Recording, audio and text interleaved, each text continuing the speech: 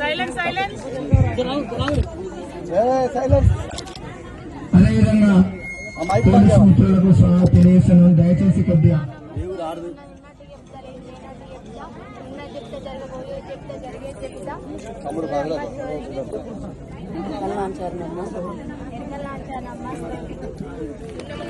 రాబోయే తరంలో నువ్వు మళ్ళీ సీఎం అవుతావని చెప్తున్నాను. మీరు మంచిగా ఉంటారు, మీ ఆరోగ్యం మంచిగా ఉంటుంది. డాడీ కూడా తెలంగాణ బాగుంటుందా? Thank you. జై తెలంగాణ. మనం చేస్తాం, మళ్ళీ కూడా చేద్దాం. ఓకేనా?